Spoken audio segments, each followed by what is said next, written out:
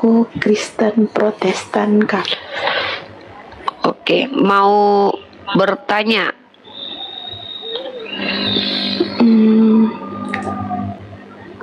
Enggak sih, cuman penasaran aja makanya naik.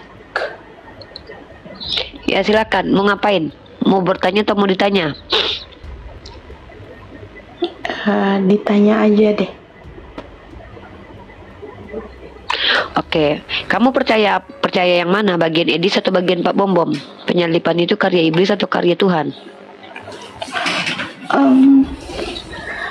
Kalau aku sih percaya Edis ya, soalnya dalam agama saya itu, kalau dalam Kristen Protestan itu diajarkan kalau rencana penyalipan itu dari rencana iblis, tapi itu dijadikan gimana ya, aku nggak paham gimana cara menjelaskannya. Tapi kalau aku dengar dari Edis kayak bener gitu loh. Assalamualaikum warahmatullahi wabarakatuh. Waalaikumsalam. Waalaikumsalam warahmatullahi wabarakatuh. Alhamdulillah. Ya, lanjut. Sorry ya, mana? maaf nih. Ini nih si Babel mau ngomong, kata dia. Dia lagi menjelaskan kalau dia percaya kalau Yesus disalibkan iblis. Mana dia si Babel? Itu Babel. Coba Babel, kenapa Babel kamu percaya kalau Yesus disalibkan sama iblis? Iya, karena ajaran aku itu dari kecil aku dengarnya kayak gitu. Yesus itu disalibkan karena rencana iblis, terus diganti jadi berkat dari Bapa, jadi berkat untuk semua orang gitu, menghapus dosa semua orang yang percaya kepadanya gitu. Oh, jadi maksudnya rencana iblis diridhoi oleh Tuhan gitu? Bukan diridhoi sih, tapi kayak lah, gimana ya, aku diridhoi itu artinya ketika iblis punya rencana ingin membunuh Yesus, Bapak malah menjadikan itu sebagai keberuntungan atau berkat buat kalian, kan artinya diridhoi sama Tuhan.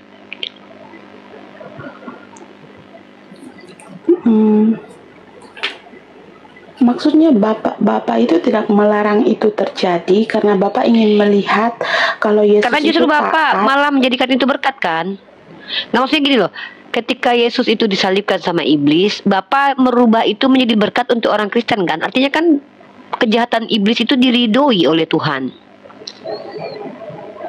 Bukan dilihat dari kejahatannya si iblis, itu dilihat dari bagaimana kesetiaannya Tuhan Yesus itu sampai dia itu bisa disalibkan, terus dia setia gitu loh, setia sampai jadi ini tuh gitu. Yesus ini adalah Tuhan yang setia gitu.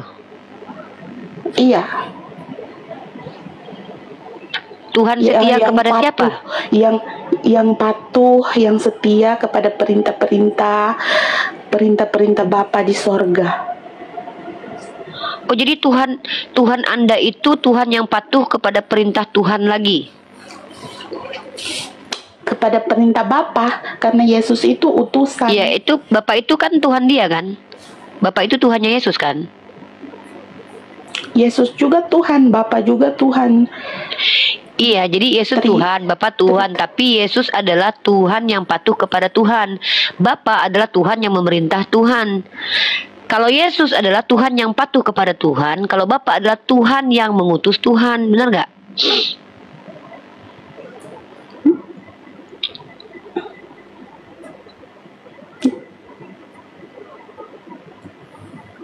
Kan kita itu Yesus itu adalah Tuhan. Tritunggal. Ya, aku tahu Tritunggal. Jadi Yesus itu adalah Tuhan yang patuh kepada Tuhan. Bapa adalah Tuhan yang mengutus Tuhan. Bener nggak? Salah atau benar, Uni?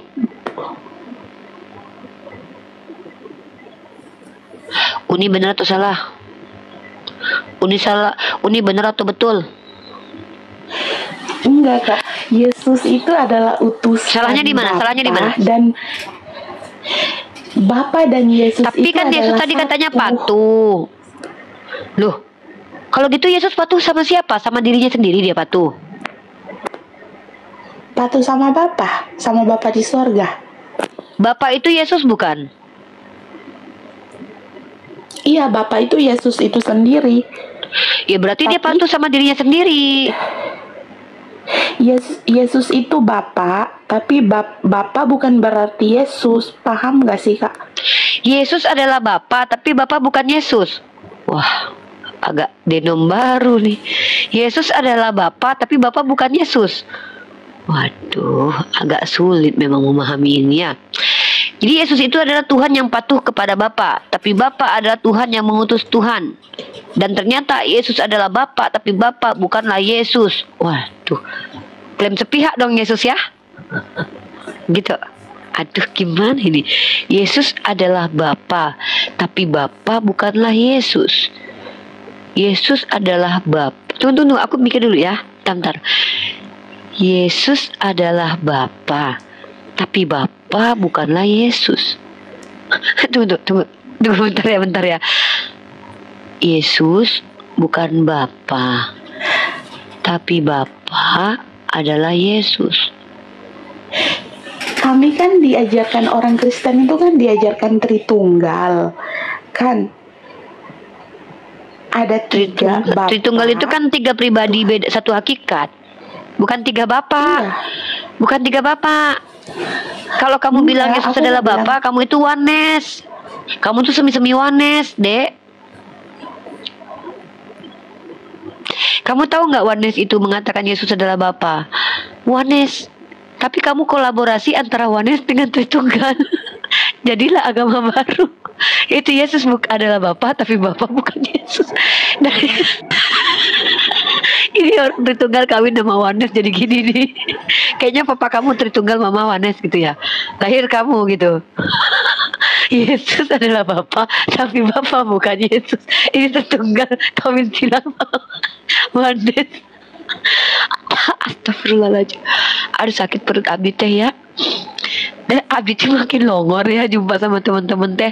Lanjut bubble tea. Jadi menurut kamu Yesus adalah Bapa, tapi Bapa bukan Yesus. Menurut kamu memang itu ajarannya masuk akal, Dek? Iya, masuk akal.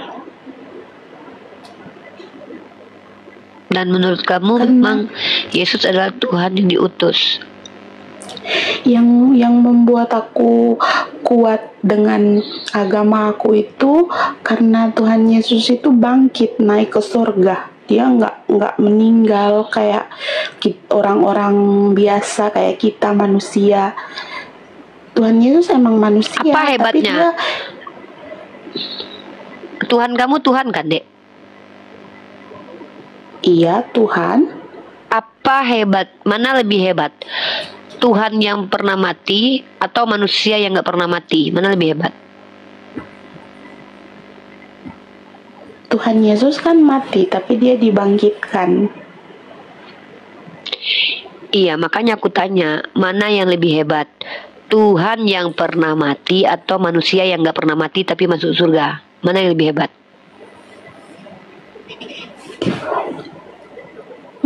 Sorry Kak, ulang. Mana yang lebih hebat? Tuhan yang pernah mati atau manusia yang tidak pernah mati tapi langsung masuk surga? Mana lebih hebat di antara kedua itu?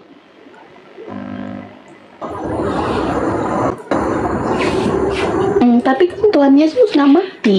Tuhan Yesus bangkit. Loh, kalau dia nggak mati, ngapain dia bangkit? Kalau dia Iya, tidak iya. mati, ngapain dia bangkit? Kan dia bangkit karena dia pernah Iya. mati. Maka pertanyaannya adalah, mana lebih hebat? Tuhan yang pernah mati atau manusia yang tidak pernah mati? Mana yang lebih hebat? Tuhan Kalau yang Tuhan pernah itu kan mati harusnya tapi nggak pernah bangkit. mati. Berarti yang lebih hebat pernah- Tuhan yang pernah mati daripada nggak apa-apa, memang kita beda perspektif. Berarti menurut Ade ini yang lebih hebat itu adalah Tuhan yang pernah mati dan bangkit daripada manusia yang nggak pernah mati sama sekali tapi masuk surga. Berarti Tuhan yang lebih hebat begitu. Tapi kan nggak ada manusia yang nggak pernah mati terus masuk surga. Ada. Masa nggak tahu Elia sama Henok? Nih, kamu nggak pernah baca Nggak kitab tahu. Perjanjian Lama ya? Nih Henok ini Henok? masuk ke surga sebelum tidak pernah mati.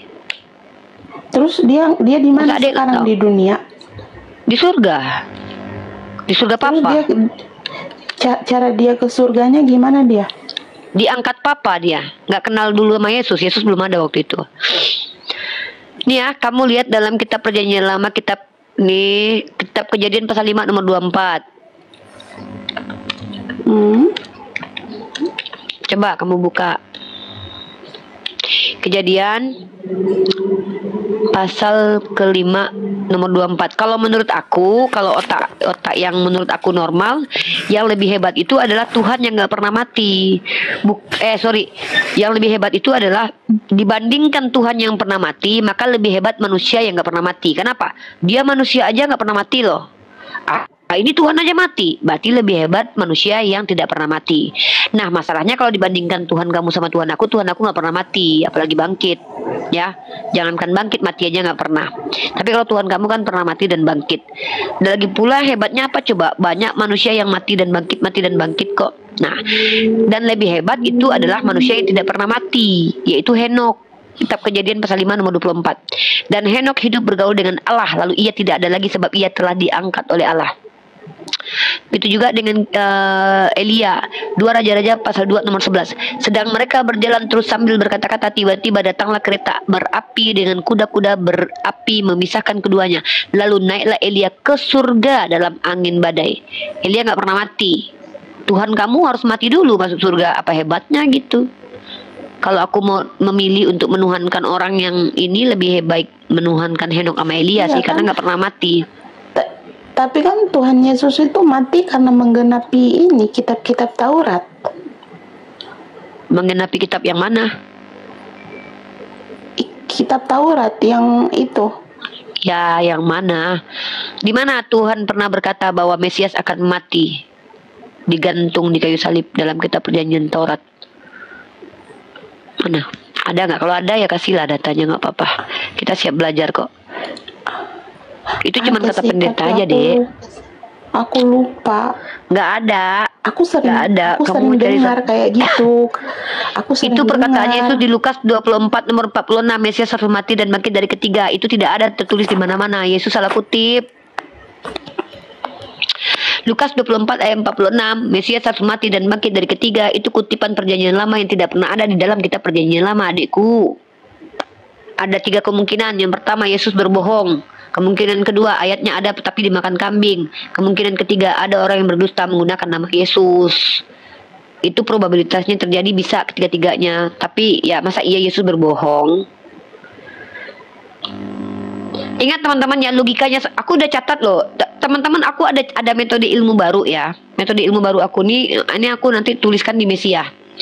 Metode ilmu baru ini adalah logikanya Kristen. Logikanya teman-teman Kristen ya.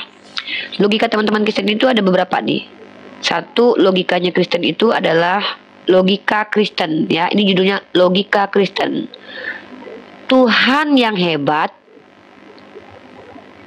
adalah yang mati dan bangkit. Yang mati dan bangkit, bukan yang kekal ya. Catat ini teman-teman. Kamus dan Indonesia aku udah bikin juga ini bukunya, seminar, nanti aku kasih nih. Yang kedua adalah menurut orang Kristen,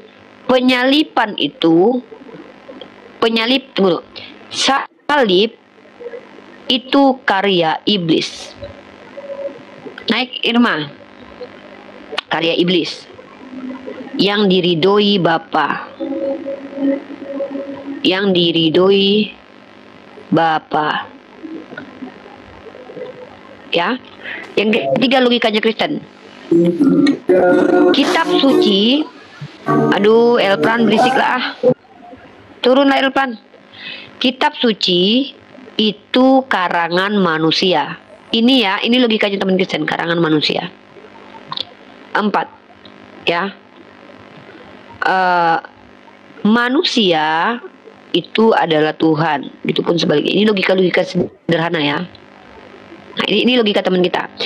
Logikanya si Bubble Tea adalah Tuhan yang hebat itu adalah Tuhan yang pernah mati, bukan Tuhan yang kekal ya. Itu ya teman-teman ya. Teman-teman Islam hargai logika mereka ini ya. Kalau logika Edis itu adalah salib karya iblis yang diridhoi Tuhan. Kalau logika RK adalah, RK beda lagi. Manusia yang tidak punya sejarah itu fiktif. Maka Abraham, Nuh, Daud, dan nenek moyang Yesus dan Yesus itu fiktif. Itu loh, itu logika. Jadi ini logikanya saudara-saudara kita Kristen guys. Ya nggak apa-apa lah, biar aja lah. Itu kan hak mereka, kita ngapain ngejek, nggak boleh diejek. Walaupun dalam kita tuh namanya adalah cacat, bukan cacat lagi, gila. Kalau menurut kita ya gila. Ya karena Tuhan itu kekal. Kalau Tuhan mati ya bukan Tuhan lah, berarti makhluk. Itu ya. Bagi kita itu gila, tapi bagi mereka itu adalah iman dan tidak apa-apa. Kita hargai mereka. Oke begitu, silakan Bubble Tea. Kalau bagi kami Bubble Tea, ya bagi umat Islam itu Tuhan itu kekal. Dalam Al-Quran ya Bubble Tea ya. Mohon maaf ya, saya ajarkan sedikit tentang agama saya ya. Nih saya bacakan sama kamu ayat kursi ya. Ini kita beda kelas ya. Kita beda cara berpikir nih. A'udzubillahi minasyaitonirrajim. Bismillahirrahmanirrahim. Allahu la ilaha illa huwal hayyul qayyum la ta'khudhuhu sinatun wa la naum. Kata Allah, tiada Tuhan melainkan Dia yang maha hidup, yang terus menerus mengurus makhluknya, tidak mengantuk apalagi tidur. Nah ini baru Tuhan yang maha dahsyat, karena tidak pernah terkantuk dan tidak pernah tidur. Justru kalau ada Tuhan yang mati itu cacat. Bagi kami itu Tuhan yang cacat. Begitu juga kalau Tuhan memiliki sifat kemanusiaan, berarti itu Tuhan yang cacat menurut kami. Tapi tidak apa-apa, kita beda, kita win-win solution aja. Dan juga ya udah dia minta naik nih. Silakan Dek, apalagi Dek yang bisa di Tuhan Yesus kan sering membuat mujizat. Ya Nabi palsu juga bermujizat. Nabi palsu juga bermujizat kok. Kan Tuhan kamu, Yesus juga mengatakan Nabi palsu juga bermujizat. Apa bedanya Yesus dengan Nabi palsu? Nih. Nabi palsu juga bermujizat deh. Nabi palsu ada. Nih. Kamu catat ayat-ayat yang saya kasih lah. Tadi Henok Elia kamu sudah catat belum? Nanti kamu tanyain Bapak Pendeta tuh. Pak Pendeta, kenapa Yesus berbohong? Mana Yesus berbohong? Itu kata dia, akulah jalan kebenaran dan hidup. Tidak ada yang sampai kepada Bapa kecuali melalui aku. Kenapa malah Henok Elia udah ke surga gitu? Ulangan 13:1-3. Apa itu? Nabi palsu, apabila di tengahmu muncul nabi dan pemimpin dan dia menunjukkan satu mukjizat. Dan apabila tanda dan mukjizat itu dikatakan kepadamu itu terjadi dan mengatakan mari kita ikuti Tuhan lain yang tidak kau kenal dan berkata mari taat kepadanya. Ini nih ada nih, Yesus juga berkata gitu. Perkataan itu. Nih Matius 24 nomor 24. Sebab Mesias palsu dan nabi-nabi palsu akan muncul dan mereka akan mengadakan tanda-tanda yang dahsyat dan mukjizat. Jadi nggak hebat. Lagi pula gini loh Dek ya. Dalam akal kami gini. Buat apa Yesus bermukjizat? Toh dia tidak mampu mengkristenkan orang yang di kampung halamannya. Lebih baik Nabi Muhammad tuh. Walaupun Nabi Muhammad pernah bermukjizat ya. Nabi Muhammad itu tetap ada mukjizatnya. Walaupun kalian tolak. Nah Nabi Muhammad bermukjizat. Iya. Berhasil menjalankan rencananya. Dan dia bahkan mengislamkan Jazirah Arab semuanya. Kalau Yesus udah capek-capek ngidupin orang mati, tapi 12 muridnya aja semua waktu dia ditangkap kabur semua, ngapain gitu loh. Kayak sia-sia aja pengorbanan Yesus itu. Jadi gitu loh. Maaf Kak, boleh tanya nggak salah satu mujizat Muhammad itu apa? Oh ada banyak nih, kamu beli buku ini deh. Ya, 101 mukjizat Nabi Muhammad.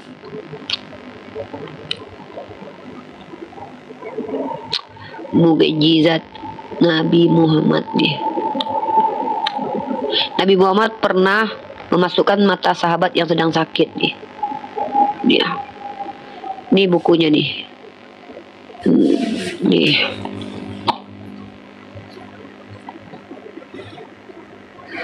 Kamu beli bukunya nih. kumpulan mukjizat Nabi Muhammad SAW memuat 300 mukjizat Nabi Muhammad SAW. 300 mukjizat loh. Nih. Ya. Terus sini bentar.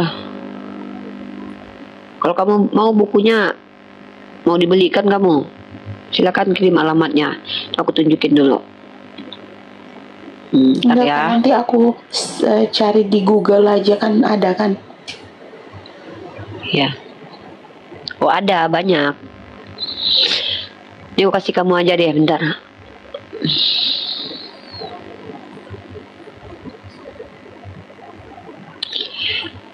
Nabi Muhammad tuh bermukjizat.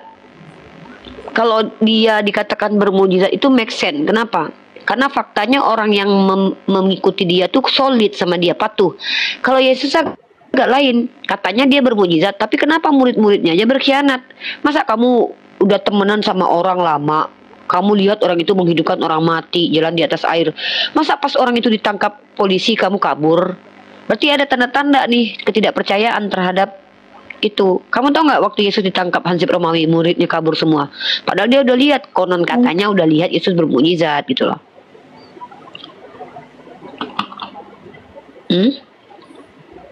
Mungkin apa, mereka takut mungkin mereka takut dianiaya seperti Yesus kan. Ya kan Kalau temennya Yesus, Tuhan. Enggak, saya tanya deh, kamu misalkannya kalau ke pasar, kamu ke pasar bersama salah satu orang polisi bersenjata, kamu takut nggak? Kamu takut nggak kalau kamu pergi ke pasar? Lah, ini apalagi Tuhan, masa orang ada takut temenan sama Tuhan? Kamu aja sama polisi nggak takut kalau ke pasar, apalagi kamu jalan-jalan sama Tuhan. Lah ini murid-muridnya Yesus ketika dia temenan sama Tuhan dia kabur. Berarti secara psikologis ada indikasi bahwa mereka itu nggak percaya Yesus Tuhan, atau mereka nggak pernah lihat Yesus bermukjizat.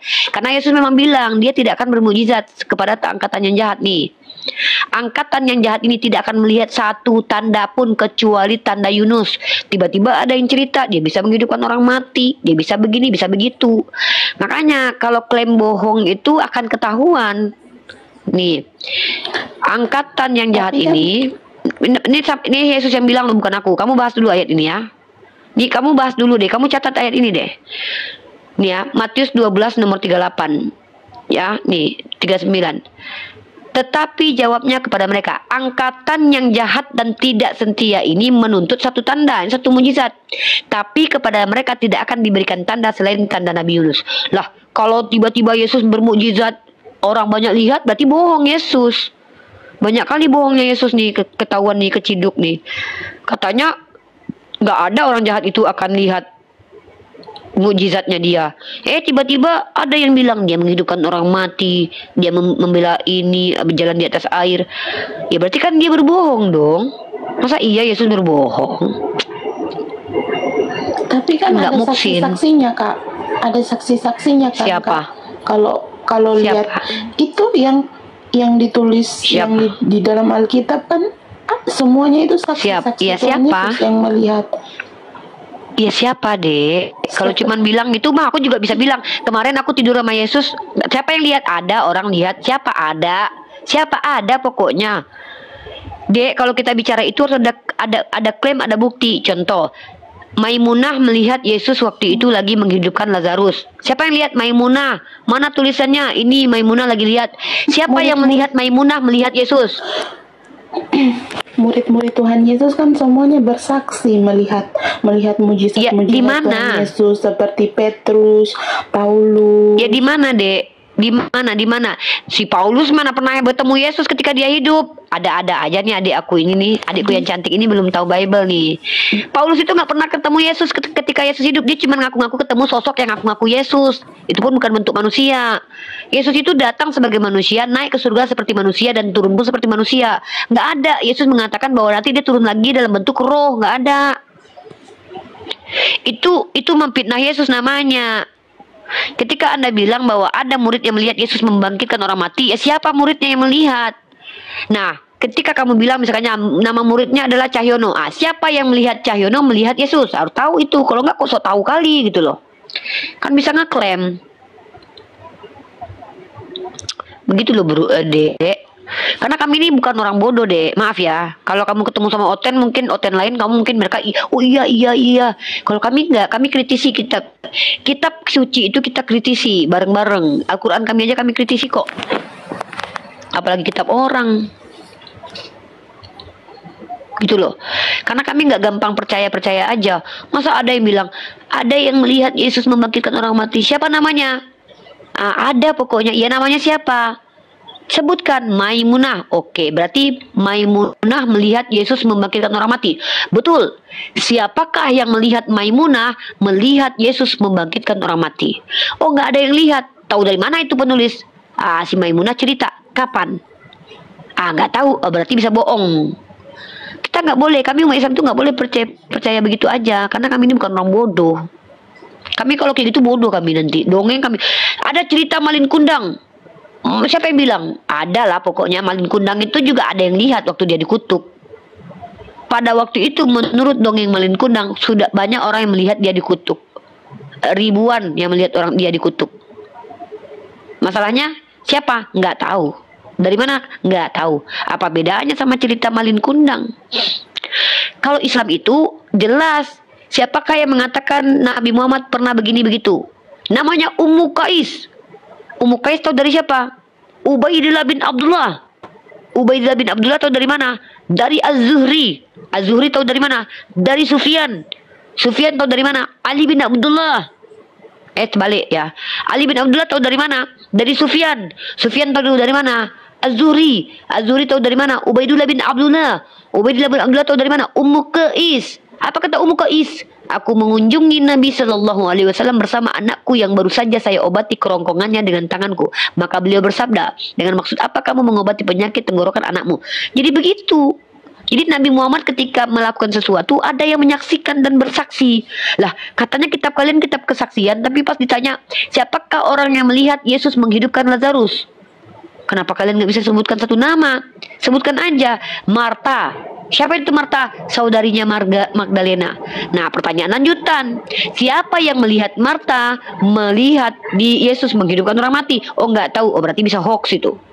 Itu namanya kabar hoax. Dongeng. Tidak empirik. Apalagi kamu nggak tahu nanti penulis Bible siapa? Nggak tahu. Tahu penulis Bible siapa? Enggak. Nah, gimana kamu bisa percaya kalau yang melihat Yesus itu ada? Orang kamu aja nggak tahu penulisnya siapa, deh. Kamu pernah kuliah nggak? Kalau kuliah itu sorry, ini bukan merendahkan ya. Kamu kan kalau kuliah misalnya bikin makalah. Makalah itu dibikin ada footnote-nya, ada daftar pustakanya. Untuk apa daftar pustaka? Supaya kita tahu bahwa penulisnya orang yang jelas, kutipannya orang yang jelas. Itu loh. Makanya ada daftar pustaka. Itu loh, Dek.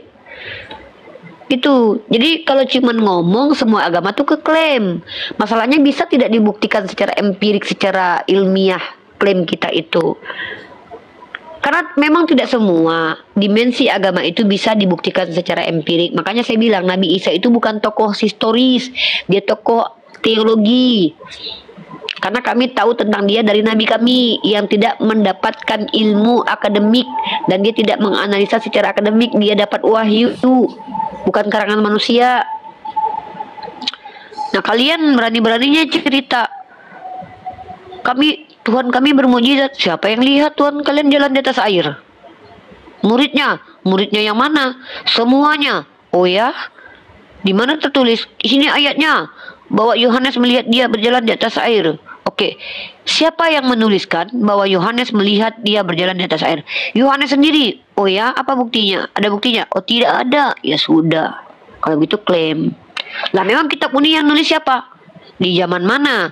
Zaman Rasulullah, Zaid bin Sabit. Zaman Abu Bakar, Zaid bin Sabit. Di zaman Utsman, Zaid bin Sabit. Kalau sekarang Kemenak yang mencetak. Kami bisa sebut satu nama. Kalian siapa penulis Bible? Nggak tahu. Siapa yang melihat Yesus menghidupkan Lazarus mati? Waktu menghidupkan Lazarus yang sudah mati. Ada pokoknya mah. Lah, apa bedanya sama Malin Kundang? Adakah orang yang melihat Malin Kundang ketika dikutuk? Ada pokoknya mah. Siapa namanya? Nggak tahu, pokoknya ada udah. Itu kan nggak ada bedanya dengan dongeng, Dek. Gitu loh dekku ya. Kalau kamu bicara dengan kawan-kawan Kristenmu, nggak apa-apa, mereka percaya dengan kebohongan nggak apa-apa. Tapi kalau kami ini harus memvalidasi betul-betul dari mana kalian tahu, metode apa yang dipakai mencari tahu. Kalau tidak jelas sumbernya, kami tertolak, itu sama kayak dongeng. Makanya hadis kami itu kalau tidak jelas mata rantai perawinya itu jadi doif, jadi lemah hadisnya. Gitu adikku Bubble Tea, semoga adikku paham. Uni tidak mau menyerang agama Anda, tapi ya ketika klaim depan Uni ya harus bisa dibuktikan. Nah, saya mau tanya dulu sama Bubble Tea, kamu percaya nggak kalau Yesus itu terkutuk dalam kitab kamu? Logika Kristen itu gini, Tuhan kalian terkutuk, Nabi kami mulia. Tuhan kalian disalib iblis, Nabi kami diselamatkan Allah. Kita beda, memang kelas kita. Kamu kan percaya Yesus disalib tuh. Yesus disalib iblis, Nabi Isa diselamatkan Allah. Itu kita beda. Yesus dikutuk Paulus, Nabi Isa dimuliakan Allah, wajihan fi dunya wal akhirah. Memang kita berbeda adikku, nggak apa-apa. Tapi nggak apa-apa, kita win-win solution aja. Tuhanmu manusia, Tuhanku bukan manusia. Udahlah, kita nggak usah bertengkar, nggak usah debat-debat kusir. Kita saling mengakui aja. Tuhan kami adalah Tuhan, Tuhan kalian 100% manusia. Konon katanya 100% Tuhan, walaupun kita nggak tahu sampai sekarang Tuhan apanya yang Tuhan. Aku mau bertanya sama Babel boleh nih? Dia tanya, dia mau nggak? Babel, Ya Kak, kamu percaya dengan Roh Kudus? percaya. Pengajaran Roh Kudus adalah pembimbing bagi kalian, betul? Roh Kudus itu ada di hati. Betul, roh pembimbing, betul? Nah, kalau roh pembimbing pasti ajarannya sama, betul? Ke seluruh Kristen. Iya benar. Kenapa sekarang karya penyalipan berbeda dua kubu?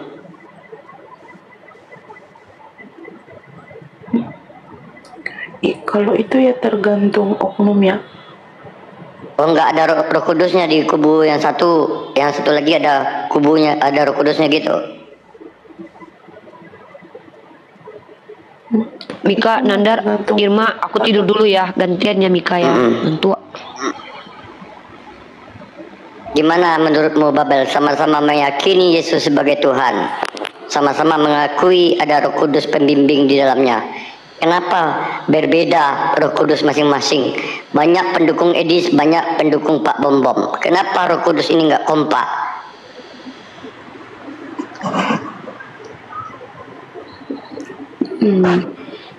Nggak tahu ya Kak. Nah, Paham aku. Oke, Aku itu satu. awam soalnya. Gini, masukkan aja gini. Kita gini, Tante Mika. Adik kita ini anak baik ya. Adik kita ini adalah anak baik, dan beliau ini, saya berharap Adinda kita ini adalah orang yang hatinya tulus, bukan tulus seperti merpati licik seperti ular ya. Hatinya tulus, berada di tengah-tengah kita ya. Kita mencintai orang-orang tulus dan mencintai orang-orang jujur. Perkara dia mengimani Yesus sebagai Tuhan, itu pilihan hidupnya, tidak apa-apa ya. Kami kan tidak boleh untuk mengajak orang yang sudah beragama ke agama kami, itu tidak boleh, itu melanggar undang-undang ya Dek ya. Tetapi adikku, apapun yang kami sampaikan di sini, ini bukan berupa serangan terhadap Adinda, tapi lebih ke kami berusaha memprovokasi akal. Tapi kalau Adindaku sudah nyaman dan merasa bahwa pokoknya Yesus Tuhan, pokoknya aku selamat, ya tidak apa-apa, silahkan saja. Kenapa begitu? Saya justru pengen Adindaku di sini nyaman ngobrol sama kami umat Islam, ya. Dan Tante Mika pun bukan orang yang menakutkan kok, dia ramah kok. Artinya ketika Adinda ingin bertanya banyak hal, silahkan bertanya saja. Karena kalau Adinda takutnya nanti menjelaskan, takutnya Adinda belum paham tentang agamanya. Nah nanti kalau kami yang membawakan dalilnya, Adinda kan tidak percaya tuh. Walaupun kami sudah kutipkan ayatnya, nanti dibilang, ini cuma ayat doang ya. Ya sudah, kalau gitu gini aja. Kalau nanti Tante Mika kasih ayat sama kamu adikku ya, kalau misalnya nih dikasih ayat buat Babel nanti, jangan buru-buru terima dulu. Catat ayatnya, tanya sama Pak Pendeta. Pak Pendeta, Galatia pasal 3 ayat 13, terkutuklah yang mati di tiang salib. Apakah Tuhan kita terkutuk? Tanyakan. Biar Pak Pendeta yang jelasin sama Adinda. Di sini Adinda mendapat informasi ayat-ayat yang akan ditanyakan kepada Bapak Pendeta. Gitu. Jadi artinya ketika masuk di sini Adinda semakin pinter. Semakin tahu bahwa karena konsekuensi logiknya gini dek, kalau Yesus disalibkan iblis, tapi Tuhan meridoi dan merubah itu jadi berkat, berarti Tuhan meridoi perbuatan iblis. Sementara kamu tahu tidak Uza. Jadi Tuhannya adik ini ada dua sifat. Tuhan Bapa ini ketika meridoi kejahatan iblis, tapi dia justru membunuh Uza. Dia membunuh Uza karena niatnya baik. Tahu nggak kisah itu? Enggak Nih. tahu. Nih Uni kasih ya.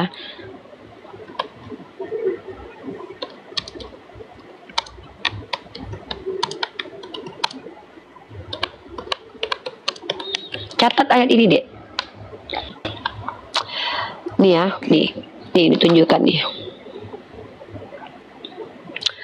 Ini si Uza ini tuh bukan orang berdosa, tapi apa yang dilakukan sampai dibunuh Tuhan?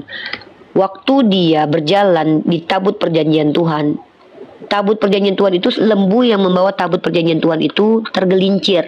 Ketika tabut diangkut, lembu-lembu penarik gerobak tersandung, dan seorang pria bernama Uza memegang tabut itu. Murka Tuhan menyala-nyala terhadap Uza dan dia memukulnya hingga mati. Hukuman yang diterima Uza memang terlihat ekstrim untuk apa yang mungkin kita anggap sebagai perbuatan baik. Ini agak terbalik Tuhannya kalian nih.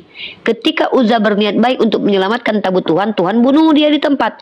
Tapi ketika iblis berniat merencanakan pembunuhan terhadap Yesus, malah dijadikan berkat itu. Jadi ada apa ini? Kok jadi begitu logikanya? Terbolak balik. Ada lagunya tuh. Ada bolak balik, ada bolak balik. Udah Uni ngantuk, Uni tidur. Babel kalau mau bertanya sama Uni nanti besok lagi ya, agak siangan atau sorean ya. Uni ngantuk kan soalnya sekarang. Dek ya, Uni follow ya dek. Kalau mau tanya, kalau nggak mau tanya juga nggak apa-apa. Jangan nggak nyaman masuk umum Islam. Semua orang baik seperti Anda ini wajib nyaman di Komar Islam, oke? Ada Irma nih, nggak boleh jahat. Tante Mika ini bukan orang jahat, Irma bukan orang jahat. Setiap ada orang Kristen sebaik kamu harus dapat kenyamanan di sini, karena kami diperintahkan buat adil. Karena saya sudah mengantuk tidak kuat lagi, teman-teman yang di YouTube, Assalamualaikum warahmatullahi wabarakatuh. Aku nggak sanggup lagi, mata aku mengantuk ya. Izin tidur ya teman-teman ya. Udah semuanya. Ini nyimak-nyimak sambil dengerin ya. Lanjut Tante Mika sama Irma. Temenin teman adik kita ini bubble tea ini. Nandar, temenin adik kita ini. Mana tahu beliau udah jadi momot tambah belum ya? pintar Belum nih. ya? Coba tanya dulu Nandar biar jadi momot. Belum. Nandar. Jadi Nandar. Babel ya, kita ngobrol santai ya. Oke, saudariku. Nah, yang pertama yang boleh Babel nilai sendiri ya, itu banyak typingan teman-teman Babel di Kristen ya. Katanya kayak gini dikatanya di bawah. Makanya kalau nggak paham kitab Kristen jangan jelaskan. Tetapi dia tidak bisa menjelaskan dan naik ke atas. Nah banyak yang di bawah juga. Kamu tahu tentang Bible kami. Tapi dia nggak menerangkan dan naik ke atas. Nah inilah bukti bahwa Kristen-Kristen yang di bawah ini nggak mau belajar. Mereka nggak memahami Bible mereka. Cuma mendengarkan apa perkataan pendeta. Itu loh Babel. Nah yang kedua loh Babel ya, kalau memang benar Roh Kudus itu adalah Roh pembimbing ya, nah Roh Kudus ini mengajarkan satu ajaran, Kristen tidak akan terpecah. Sekarang banyak denom, Advent, Unitarian, Jesus only, apalagi Paulus only, banyak. Kalau memang benar ajaran Kristen itu Tuhan yang mengajarkan satu ajaran dan ada roh pembimbingnya namanya Roh Kudus, pasti tidak akan ada pertikaian di dalam kekristenan. Pasti kompak, nggak mungkin Roh Kudus saling cakar-cakaran gitu loh Babel. Nah yang kedua, ini kamu coba pahami, Tuhan menciptakan manusia untuk melahirkan Tuhan itu nggak mungkin. Ya, Tuhan menciptakan manusia untuk membun-bun Tuhan. Itu lebih parah lagi. Sedangkan kenapa di Adam dia langsung jadi, kling langsung jadi. Tiba-tiba kok Tuhan butuh proses lahir di dalam perut, minum air ketuban, mimi cucu, nah gitu. Sementara Adam bisa dijadikan dengan Hawa langsung jadi. Kalau lebih hebatnya lebih edap Adam dan Hawa tanpa bapak tanpa ibu. Begitu Babel. Gimana coba? Nah sekarang apalagi kamu nggak tahu ya bahwa ditemukan di dalam Bible itu 6.500 kesalahan. Pendeta kalian mengatakan, pendeta kalian yang menerangkan bahwa 6.500 kesalahan dijumpai di dalam Bible. Begitu. Nah contoh, kalau kamu katakan tentang karya penyalipan tadi adalah karya iblis, berarti iblis khilaf berbuat baik, gitu. Apakah iblisnya lupa dengan jati dirinya seorang penjahat, ingin memberikan kebaikan buat kalian, sementara iblis berusaha untuk menggoda kalian masuk ke neraka? Ini dia sekongkol untuk membuat kalian masuk surga. Begitu Babel. Ya paham Kak. Kita dilahirkan sebagai manusia. Kenapa kepala duluan? Karena disuruh menggunakan akal, otak. Kalau mengimani saja, cukup dengan kita imani pokoknya, berarti kita sama dengan orang gila yang cari makan di tong sampah. Ketika orang gila cari makan di tong sampah, mereka cuma meyakini bahwa makanan itu bisa mengenyangkan, tidak mencari tahu apakah itu sehat, apakah itu tidak sehat. Nah, kalau kita berakal, ketika kita jumpa makanan di tong sampah, kita cek dulu udah kadaluarsa apakah belum, apakah ini masih bisa dimakan, apakah ini masih enggak expire atau kalau berulat belatung. Oh ternyata ini udah dibuang tong sampah, berarti ini udah nggak bagus. Gitu. Jadi kalau nggak bagus ya kita yang mempunyai akal ini, makanya kita belajar, bekerja, cari duit, atau minta kepada saudara kita makan yang enak. Nah itulah di Islam. Disuruh dulu menggunakan akal, mencari kebenaran, bukan beriman dulu, gitu Babel. Maka gitu loh. Nah coba sekarang coba sekarang apa yang kamu, misalnya yang kamu ragukan. Tante Mika suara anak keledai kayak mana?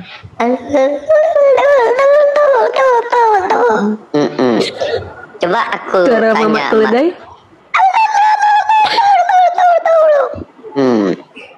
Itu Babel belum bisa itu tinggi sekolahnya. Jadi gini Babel, ya gara-gara suara keledai lupa aku mau nanyakan lagi. Jadi gini, Islam itu harus mencari mencari tahu dulu, ya. Contohnya gini, ketika kita diwajib mengimani saja tapi kita tidak tahu apa yang kita imani, maka kita bisa jadi jatuh dalam kesesatan. Kalau seandainya yang kita imani itu salah dan kita tidak mempelajari atau mencari tahu kebenaran, maka kerugian besar bagi diri kita. Tidak menutup kemungkinan maka kita akan masuk ke dalam neraka. Nah buat Babel, belajar lagi dek. Belajarnya apa? Belajar dan baca Bible-mu sendiri. Betul nggak Yesus ini Tuhan? Kenapa dia nggak pernah ngaku Tuhan? Hampir rata dia cuma mengaku utusan. Gitu. Nah yang kedua, kalaulah benar Yesus itu konsepnya melakukan penebusan dosa, kenapa nggak sebulan mau kiamat aja dia datang biar terhapus dosa kita semuanya? Berarti kalau kemarin dia turun ke dunia untuk melakukan pengampunan dosa, untuk menghapus dosa, sekarang Kristen berdosa lagi, sama aja, berarti matinya sia-sia Yesusnya. Itu bagus sebulan mau kiamat, seminggu mau kiamat dia datang. Jadi dosa seluruh umat manusia masuk surga. Begitu Babel. Oke Kak, kayaknya aku harus belajar lagi. Mantap. Soalnya orang awam. Mantap. Keren. Baca Bible. Hilangkan dogma. Kalau dibilang sama Pak Pendeta kayak gini, jangan tanya-tanya lagi. Udah imani saja. Itu bukan jawaban seorang ahli agama. Jelas? Kamu belajar. Kamu kalau nggak mentok sama pendetanya, nggak usah ditanya, cukup imani saja. Kenapa kok harus dirahasiakan? Kenapa ini dirahasiakan oleh Pak Pendeta? Kenapa Pak Pendeta nggak menerangkan ini? Ya, makanya Babel belajar yang rajin dekku. Yang penting kamu sehat-sehat di sana, sehat-sehat keluargamu. Umurmu berapa, Dek? 27 Kak. Oh, lebih tuaan kamu. Aku baru 17, kakak ya. Kak Babel ya. Nah, 17 lebih aku. 17 lebih 20 tahun. Lebih 22 tahun. Ya. Ketawa Babel. Ya, Babel sering-sering naik ke sini. Kita ngobrol santai aja ya. Yang penting nanti pasti itu banyak DM-an itu nanti. Udah imani aja. Pasti itu nanti DM-an banyak. Makanya ya Babel ya. Kita manusia. Di dalam Al-Quran, di dalam Islam, ketika kita memuliakan Tuhan, maka Tuhan akan memuliakan kita. Nah, di Kristen begitu juga. Ketika mereka menghina Tuhan mereka menghina juga. Banyak kalian dikatakan bodoh dan tolol. Bahkan kalian dikatakan bodoh karena Kristus. Karena kalian menghinakan dia. Kalian mengatakan dia adalah domba, gembala, dan kalian anak domba. Kalian manusia, adekku. Ya. Di dalam Islam, ya, ketika kami memuliakan Tuhan kami memanggil kami dengan perkataan mulia. Ya ayyuhallazina amanu, wahai orang-orang beriman. Enak, wahai lagi pakai wahai. Ini kalau di Kristen kan enggak, anak domba. Nah, kamu anak manusia. Hanya iblislah yang mau menjatuhkan derajat manusia. Hanya iblislah yang mau tentang kematian. Hanya iblislah yang ingin menyesatkan. Ingat, segala sesuatu apa yang kehendak iblis ingin menghinakan manusia, ingin menghinakan Tuhan.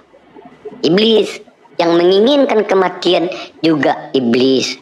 Yang menginginkan kesesatan juga iblis. Makanya kalau kamu mengatakan mengikuti penyalipan karya iblis, berarti kamu mendukung atau mensupport iblis dari luar. Kalau nggak salah, kamu sebagai king leadersnya iblis. Ketika iblis penyalip Yesus, itu ya nggak mungkin dari yang jahat menimbulkan yang baik. Ya, pelaku kejahatan tetap pelaku kejahatan di dalam agama, ya, namanya iblis tetap iblis, gak mungkin dia khilaf berbuat baik gitu loh. Nah, seperti Doni, dia tidak nyampai. Kamu kan paham kan dengan apa yang kukatakan, Babel? Iya paham Kak. Ada si Doni nggak paham, berarti dia lebih bego daripada kamu. Ngomong ngapain nih katanya? Kamu pintar, cerdas kamu paham apa yang saya sampaikan, paham oleh umat Islam di bawah, dan kamu paham, berarti kamu hampir sama pintar kita. Si Doni itu tengok tuh, Doni, oh make nih orang katanya, berarti dia make. Dia nuduh apa make, dia menuduh make ini kalau nggak salah menjurus ke narkoboy, berarti dia make, dia tahu make. Itu Doni namanya. Maka menangislah Yesus, gitu loh. Pernah nggak dengar ayat itu? Ayat terpendek Tuhan menangis. Enggak. Itu ayat terpendek di Bible. Maka menangislah Yesus. Ayat terpendek di Bible. Di Bibelmu. Nah gini loh. Apa tadi kan kamu mengatakan ya, bahwa Bapa itu adalah Yesus sendiri, betul? Iya. Nah, kenapa Yesus ini ketakutan melihat berjumpa dengan malaikat? Dalilnya di mana Kak? Nah, ini bagus. Besarkan aku, Dek Rifa. Dek Rifa. Ini Uni. Ah, tidur dia. Ntar ya, aku bukain ya.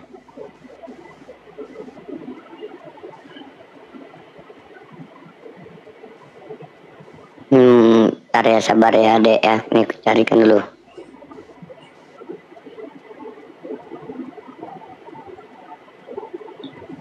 Oh, ada Bibel di depanmu. Ini, Uni nggak bisa juga. Ini Uni.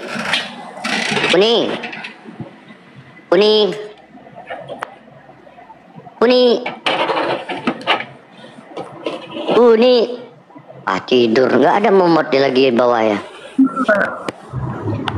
Nandar, jadiin dia moderator. Nandar. Jadiin dia moderator, Nandar. Ganggu aja kau. Belum jadi momot, belum kayaknya. Nah itu, baca itu ya. Maka seorang kelihatan lagi. bukan. Karena dalam kelihatan. Itu BH.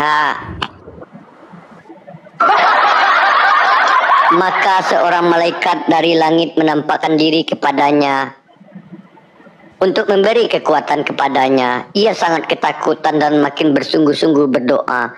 Peluhnya, itu kan huruf besar, itu merujuk kepada Yesus. Menjadi seperti titik-titik darah yang bertetesan. Nah, gitu loh. Masa Tuhan ketakutan jumpa malaikat dan malaikat memberikan kekuatan kepada Tuhan. Itu loh, Babel. Tapi ayat sebelumnya kita juga kan harus baca, Kak. Biasanya kan ayat-ayat seperti ini bersambungan sama ayat sebelum dan ayat selanjutnya gitu loh. Ada penjelasannya kan? Iya, nah kamu silakan, ini saya bukain ya, saya bacakan ya.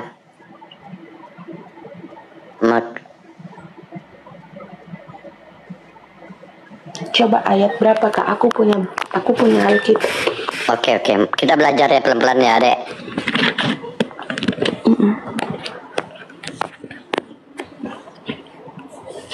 Lukas 22, Lukas 22:43. Bentar ya. Lukas 22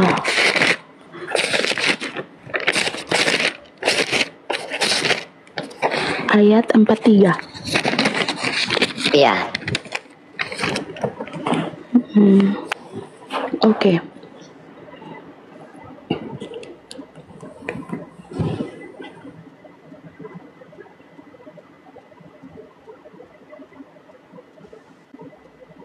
Oke, Kak, lanjut. Aku juga baca ayat pertamanya dulu.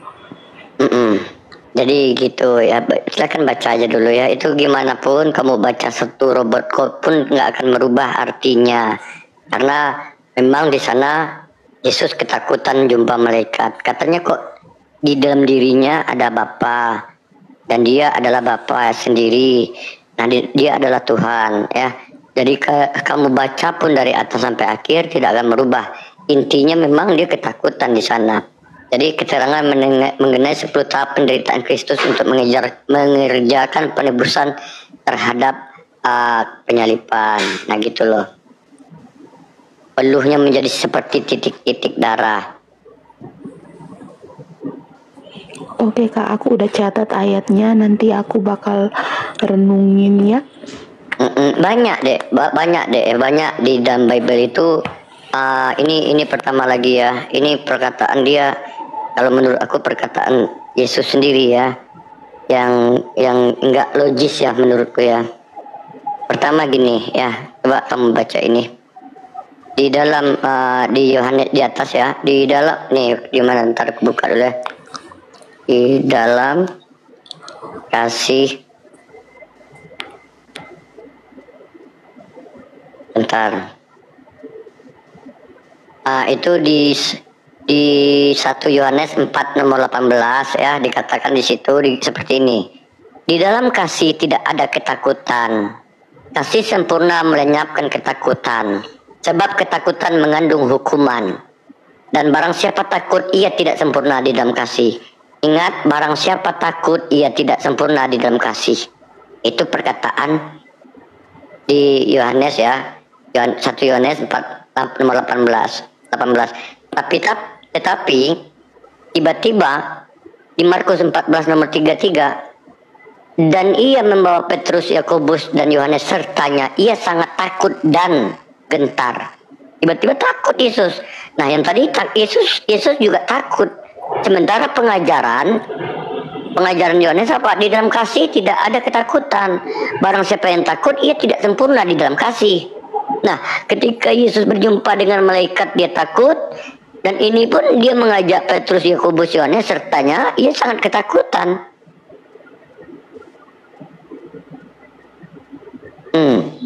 Ya. Berarti dia membantah perkataannya sendiri, gitu loh. Ya, banyak ayat-ayat yang kontradiksi. Tapi di dalam Markus 14 ayat 33, iya di sini siapa Kak? Ini Yesus atau muridnya? Yohanes. Dan ia ini kan kalaunya ini ini kan huruf besar ini I. Ya. Iya. Iya ini Yesus. Ia membawa Petrus, Yakobus dan Yohanes sertanya. Nya ini huruf besar. Iya. Aku catat ayatnya ya. Nanti aku bakal buka dan baca. Banyak ya yang contoh-contoh yang ini ya Dek ya. Ini coba nanti kamu telaah ya. Ini ambigu juga. Ya. Sama seperti anak manusia datang bukan untuk dilayani. Ini merujuk kepada Yesus. Sama seperti anak manusia datang bukan untuk dilayani, melainkan untuk melayani dan untuk memberikan nyawanya menjadi tebusan bagi orang, untuk melayani. Tiba-tiba apa kata di Yohanes 12:26? Barang siapa melayani aku, ia harus mengikut aku. Tiba-tiba dia minta melayanan. Dia minta dilayani. Pertama dia nggak minta. Nah, ini kan kontradiksi dengan pernyataan dia. Ini bukan perkataan Yesus, Babel. Ini karangan. Ini dibuat penulis Bible, ini nggak jelas. Gitu. Banyak. Aku ada, nanti aku DM kan. Aku kirim satu persatu ya. Ini bukan firman Tuhan Dek ya. Contoh ya. Banyak ya yang bertentangan ya. Gini. Di kata Yesus, tidak ada seorang pun yang telah naik ke surga selain daripada dia yang telah turun dari surga, yaitu anak manusia. Ingat kata Yesus, tidak ada seorang pun telah naik ke surga selain daripada dia yang telah turun dari surga, yaitu anak manusia. Ini Yesus berkata waktu dia hidup di bumi. Sementara di dua raja-raja, Elia udah ke surga duluan tanpa melalui Yesus. Paham nggak maksudnya? Paham. Kok ini kan nggak pas gitu loh. Nggak banyak ya di sini ya. Dek Babel ya, nanti kapan-kapan naik lagi sini. Ini lagi kusip contoh ya. Ini apa kata si Paulus? Sebab barang siapa yang berseru kepada nama Tuhan akan diselamatkan. Sementara Yesus sudah berseru kepada Tuhan. Kira-kira jam 3 berserulah Yesus dengan suara nyaring. Eli, Eli lama sabachthani. Artinya apa? Allahku, Tuhanku, Tuhanku, kenapa engkau meninggalkan aku? Dia yang gak selamat. Gitu loh. Kan bertentangan isi Bible kalian. Bertentangan semua ya Tante. Saling membantahkan. Udah barang siapa yang berseru kepada nama Tuhan akan diselamatkan. Ada Tuhan berseru kepada Tuhan, Tuhan sendiri yang nggak diselamat. Malah dia mengatakan, Allahku, kenapa engkau meninggalkan aku? Nih banyak ya. Contoh ini kontradiksi juga. ya, tentang kematiannya Yudas, ya. Kematian Yudas ini. Yudas telah membeli sebidang tanah dengan upahnya kejahatannya. Ia jatuh terlungkup dan perutnya terbelah sehingga semua isi perutnya tertumpah. Tapi di Matius matinya Yudas gantung diri. Nah, beda lagi. Mana yang benar? Apakah jatuh atau gantung diri? Ini si Bible, Dek. Makanya belajar baca Bible. Gini, Dek ya. Gini, Dek Babel ya. Kami di sini bukan membenci. Seandainya kamu tidak belajar, kita hidup di dunia cuma satu kali. Penyesalan akan terjadi ketika kita udah salah jalan, masuk neraka. Kenapa aku tidak belajar mencari Tuhan yang benar dulu? Ingat, meyakini saja tidak mempelajari itu satu hal yang bodoh. Sama kita, bahkan ada pengajaran di dalam Kristen itu, cukup dengan meyakini Yesus sebagai juru selamat dan dia telah dibaptis, dia minum racun tidak akan mati. Berani nggak kayak gitu kamu minum racun? Cukup percaya Yesus juru selamat dan sudah dibaptis, minum racun maut pun kita tidak akan mati. Ada itu firmannya. Tapi di saat pendeta ditantang nggak berani. Nah, coba aku tanya dulu ya, sebelum ini ya, belum ngantuk kan, Dek? Anjay, selamat kali. Tante. Belum, Kak. Belum. Ngantuk ya, Dek. Irma gak ditanyain. Irma udah tahu aku nggak ngantuk. Irma kan kalau Kak Irma kan nggak perlu ketanyain, tiba-tiba udah ngantuk, udah tidur. Gak perlu ditanyain, dia tidur. Kemarin ku tinggalin di rumah lain, dia tidur di rumah lain. Belum ngantuk kan adik Babel. Meninggal. Babel. Di Kristen boleh bercerai nggak? Nggak boleh. Nggak boleh. Apapun alasannya. Meninggal. Selain meninggal? Nggak ada. Oke. Ketika mudah-mudahan ini nggak terjadi sama kamu, ya. Mudah-mudahan ya. Ini tidak terjadi sama kamu. Kita bercerita. Kamu mendapatkan suami, kerjanya mabuk aja, pulang jam 5 subuh, minum kelapa tua, nyampe di kelapa tua, ambil gitar, nyanyi, oh, nomorku, pulang sempoyongan, pulang masuk parit, pulang baju kotor-kotor, pulang jam 5 subuh, masuk ke rumah, tidur, uang jajan nggak dikasih, makan nggak dikasih. Paginya berangkat kerja, duit kerja habis, main judi slot, main gaple, mabuk di dalam, habis itu aja, dia berkumpul dengan teman-temannya aja. Makanmu nggak dikasih, jajanmu nggak dikasih, kamu udah dipukul sampai matamu bengkak, sampai kamu nggak ini jajan anakmu pun nggak dikasih, cuma pas mau minta cimimiuan aja baru dekat kamu. Apa yang akan kamu lakukan bila mendapatkan suami seperti itu?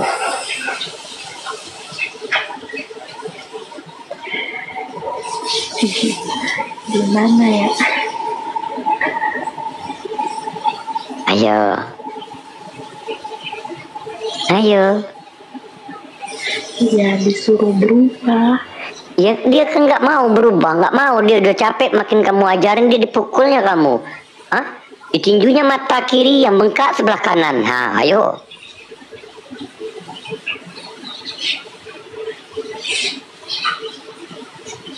Nggak boleh cerai kan? Enggak kan? Enggak. Apa kamu mau menderita dengan kehidupan seperti itu sampai tua? Tentu tidak. Enggak lah. Tentu Kan tidak. kita bisa nyuruh dia berubah pelan-pelan gitu loh. Iya, contohnya gini, dia nggak ada berubah-berubahnya. Mungkin kamu bisa sekarang, mungkin belum, mudah-mudahan kamu jangan sampai mengalami itu ya. Nah, ketika kamu sekarang belum merasakan, ya bisa nyuruh berubah. Itu kalau terjadi seminggu aja kamu merasakan itu, nggak bisa kamu bilang dia sungguh berubah pelan-pelan. Seminggu itu aku jadi ingat aku dengan suamiku dulu. Jadi dulu jadi gini ya beberapa. Jadi itu nggak akan bisa kamu seperti itu. Kamu pasti akan berontak dengan hatimu. Dia makin diajar berubah sayang, sekali-kali ngomong ditunjuknya mata. Apa kau suruh berubah, nggak senang sama aku katanya. Aku kan pergi mancing sama kawan. Pergi mancing sama kawan gini. Iya, di Kristen kan emang nggak boleh cerai. Tapi banyak kok orang-orang Kristen yang cerai. Namanya juga kan kita manusia gitu. Tak boleh cerai tapi banyak yang cerai. Iya, orang Kristen. Iya banyak loh, temen Irma juga ada 2 kali dia cerai. Kristen. Berarti dia nggak ngikuti firman Tuhan ya? Iya, mungkin dia nggak ngikutin firman Tuhan. Waduh, berarti firman Tuhan bukan solusi bagi umat manusia ya? Iya, bukan salah. Cuman mungkin dia bukan Kristen yang sungguh-sungguh gitu loh.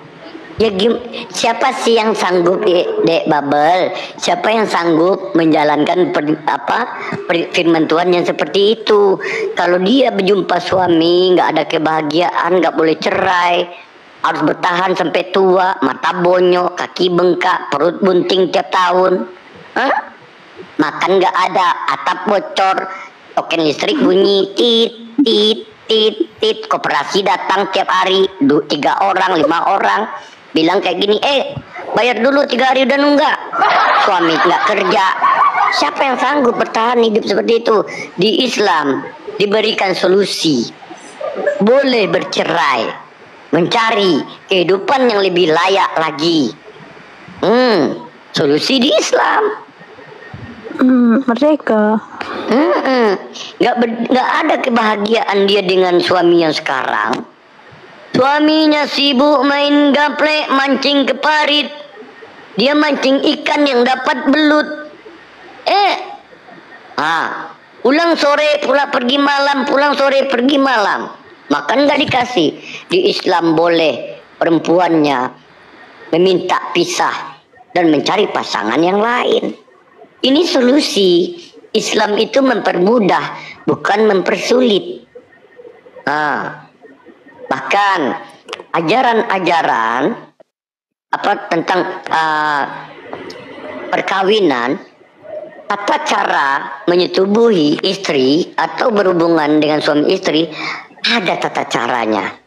Tidak boleh seperti ini. Asal cucu lubang listrik nggak boleh, dilarang, diatur. Nggak boleh kayak gini. Nggak asal-asalan, nggak ada harus kayak gini. Itu haram, kayak gini haram. Ada aja.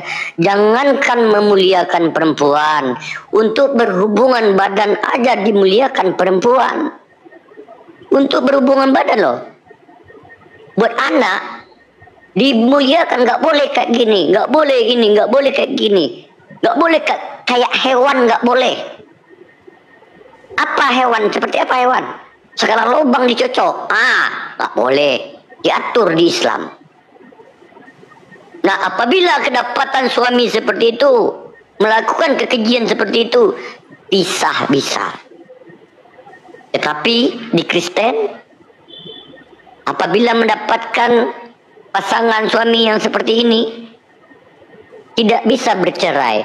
Perpisahan adalah maut.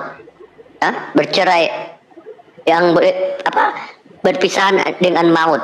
Hanya maut yang memisahkan. Ini nggak memberi solusi kepada kaum perempuan. Yang kedua, Yang kedua, Dek, ya. Kenapa di dalam Islam perempuan itu banyak auratnya? Ya, aurat perempuan, ya, kecuali muka dan telapak tangan. Perempuan makhluk paling indah. Perempuan makhluk paling cantik. Dijaga pandangan daripada pandangan laki-laki lain. Islam lebih memuliakan perempuan, tetapi di Kristen tidak. Suaminya lebih suka melihat istrinya memamerkan pahanya. Suami lebih ingin melihat istrinya memamerkan belahan neneknya. Suami lebih bangga melihatkan tubuhnya, tubuh istrinya dipertontonkan kepada manusia-manusia mata kerancang. Bahkan sengaja mengembar-gemborkan. Nih, Renaldi, ini ada Renaldi. Renaldi itu Kristen loh, Dek. Dari tadi ada nggak aku memberikan saran yang jelek? Nggak ada kan? Ada seorang Kristen namanya Renaldi. Gacor amat, ini burung gua katanya. Mau dikasihnya aku burung. Ah, ini burung gua katanya. Kristen loh. Ah, dari tadi aku tidak ada memberikan pandangan yang buruk. Ya, aku menyuruh kamu menilai sendiri, belajar Bibelmu, baca lagi Bibelmu. Kamu perempuan. Bagaimana, Kak? Kak, tapi bagaimana dengan kayak wanita perempuan Muslim yang juga sama berpakaian seksi gitu? Itu bagaimana? Nah, pertanyaan bagus. Ya. Berarti dia melanggar perintah Tuhan. Ya, dan hukumannya apa? Siksaan api neraka. Nah, kalau dia mendapatkan sosok laki-laki yang soleh atau memilih kepala keluarga, imam, pembimbing keluarga yang taat kepada Allah, itu tidak akan terjadi. Makanya jangan asal pilih pasangan. Nampak ganteng sikit, panjang itunya, nikah. Maksudnya panjang mobilnya, motornya, nikah. Nah, makanya carilah yang taat kepada Allah, taat kepada perintah Allah. Ya, contohnya ini kata si Toba ya, pesantren Sarang Sabul katanya. Oke, aku tunjukkan data ya. Kita sesuai data aja ya teman-teman ya. Kalau kalian mengatakan pesantren Sarang Sabul, bahkan pendeta pun ada juga loh. Nah, ini lebih banyak kalian loh korbannya. Ya. Nih, baca itu ya. 3.300 anak jadi korban pelecehan. Lebih banyak kalian korbannya, menang kalian. Lebih menang kalian soal korban. Banyak kalian. Itu satu gereja, bos. Kalau kamu mau melihat individu, setiap manusia pasti ada melakukan kesalahan. Ya. Oh, kamu coba lihat di Amerika, Eropa, apa yang dilegalkan di sana? Pernikahan sesama jenis. Hah? Kenapa kok nggak ada yang demo? Kenapa kok nggak ada yang melarang pernikahan sesama jenis di dalam gereja? Diberkati oleh pendeta. Mama nikah dengan mama, papa nikah dengan papa. Hah? Lebih parah. Kenapa? Karena tidak ada ketakutan kalian terhadap Tuhan. Kenapa kalian tidak takut dengan Tuhan? Karena kalian menselevelkan Tuhan dengan manusia. Iya. Makanya ngeri. Makanya belajarlah Babel. Kamu belum terlambat untuk belajar. Ya. Dorsey juga nikah sesama jenis. Itu si Rega apa? Yang di Amerika dulu korbannya sampai 29 orang. 29 orang itu korbannya. Siapa? Regar. Siapa? Nggak tahu aku.